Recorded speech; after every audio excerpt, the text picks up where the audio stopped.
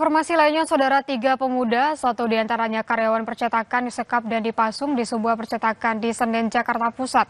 Meski keluarga telah membayar tebusan 50 juta rupiah, ketiganya tetap disekap hingga 3 minggu. Perlakuannya ya?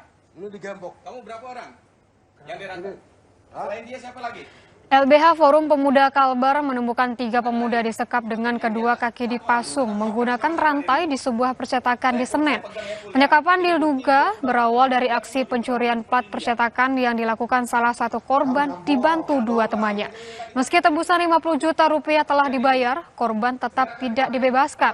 Polisi telah menangkap 2 terduga pelaku penyekapan dan pemerasan serta masih mendalami kemungkinan adanya pelaku lain. Siap. Saya sudah share ke abang tuh.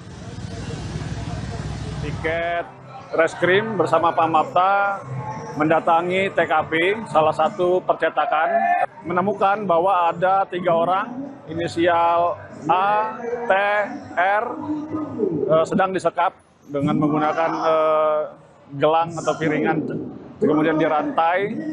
Kemudian kita ketahui bahwa 3 orang tersebut adalah korban dari penyekapan yang dilakukan oleh 2 orang bersama AS. Saudara, aksi demonstrasi di Surabaya, Jawa Timur pada Jumat lalu diwarnai kericuhan. Dalam aksi demonstrasi ini, polisi menangkap 24 demonstran.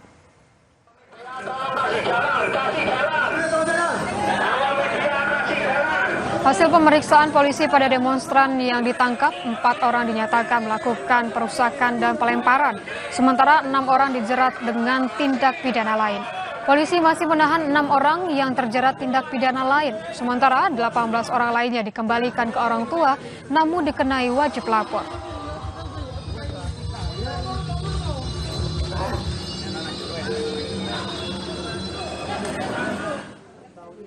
Komisi untuk Orang Hilang dan Korban Tindak Kekerasan memberikan pendampingan pada demonstran yang ditangkap polisi dalam aksi demonstrasi di Surabaya pada hari Jumat. Pendampingan dilakukan dalam proses pemeriksaan polisi ke demonstran yang ditangkap.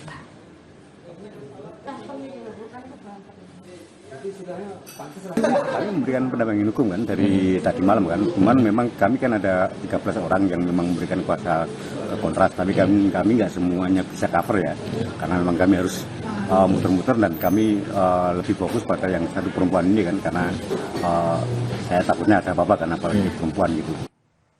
Saudara, kematian Dr. Eliza Prinsila Utami Pakainoni atau Dr. Ica memicu perhatian publik di Kupang, NTT.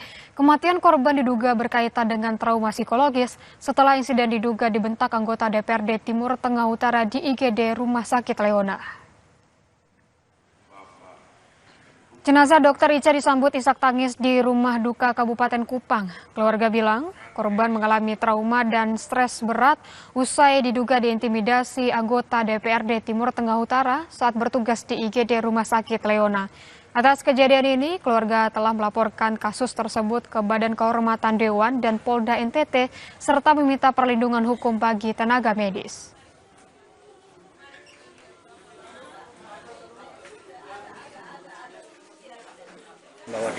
Dia alami depresi berat dan dia kan pribadi yang introvert, jadi dia cuma komunikasi itu hanya dengan saya, Pak Ketia sama Pak Victor Anbait di Keva, itu saja. Selanjutnya itu dia lebih banyak diam. Itu bahwa pertama itu yang dia kecewakan waktu lapor ke BK itu, dan saya konfirmasi dengan Ketua DPR, 2 anggota Dewan ini mereka menyangkal, mereka tidak pernah mengintimidasi.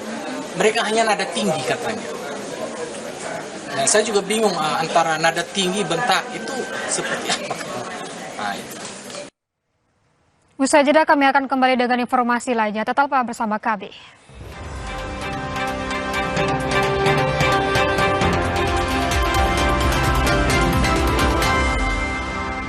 Viva, dari sumber terjaga dan 7 tahap nanopurifikasi. Mineral baiknya dijaga optimal.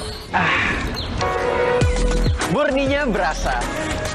Sejukan hidup sepenuhnya, Aku Viva, murni dan pasti sejuknya dari Wingsfood.